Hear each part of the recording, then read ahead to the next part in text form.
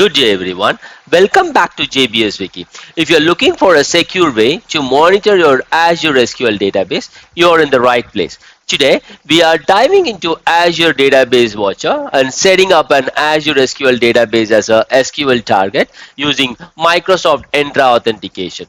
This is by far the most secure method, ensuring seamless monitoring without storing the passwords. This is a step-by-step guide, so whether you are a beginner or a pro, you will be able to follow along easily.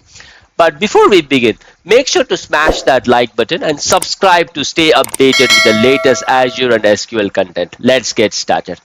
So in my previous video, I've added the Azure SQL Server JBS server and the database JBDB into the SQL target for the database watcher using SQL authentication. So in this video, what I'm going to do is I'm going to add this JB Finance database that's present on the JB Finance server to the database watcher SQL target. But this time we will be utilizing the Microsoft Entra Authentication. Yeah. So first thing, what we'll do is let's click on this option here, and you will be able to get the required login creation script. Yeah, let's copy that, and what we'll do is we will put that in the required Azure SQL database and first get the login created. Let's open the SSMS, and if you see here, I'm connected to the JB Finance SQL server, and you will see the JB Finance database here. Yeah, you can see the JB Finance database. So what I'm doing is I'm going to create this login using the option from external provider. Yeah, this is not an SQL authentication login. It's an login that utilizes the Microsoft Entra Authentication. Yeah, before creating this login, just be sure that you are connected to the SQL server using an Microsoft Entra login.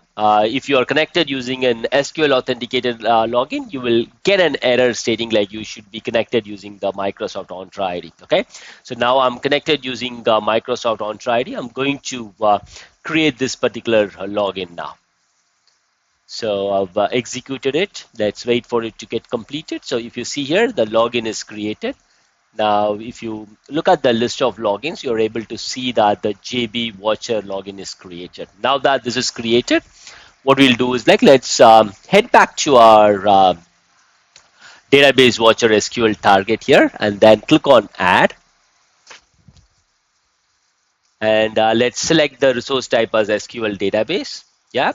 Let's select the required subscription. It's selected. Now let's select the JB Finance server here. Yep, and then select the required database. In my case, I just have one database, so I'm selecting that. And I'm not going to select any other options here. Yeah, it's pretty simple. When compared to SQL authentication, you don't have much configuration as far as the Microsoft Entra login is concerned. Yeah. It's added now. So we have added this JB Finance database on the server JB Finance into the SQL target, and we have utilized the Microsoft Entra authentication to do this. Now what we'll do is let's head back to the dashboard and then see if we can see this JB Finance database in the dashboard. Let's go to the dashboard. And then if you see here, we are able to see two Azure SQL databases added. So let's click on that. And if you can see here, we have JBDB and then the JB Finance added into the database watcher.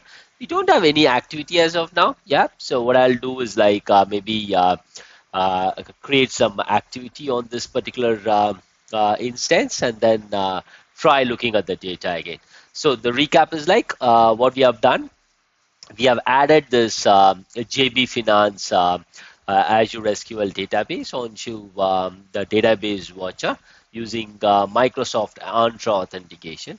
And now that this is added, what we'll do in our next video is we will try adding an Azure SQL managed instance and then try bringing in some load to each of these instances, and then look at different data that this database watcher is going to offer us. Yeah, that's it for this video. Thanks for watching. Have a great day. Jai Hind.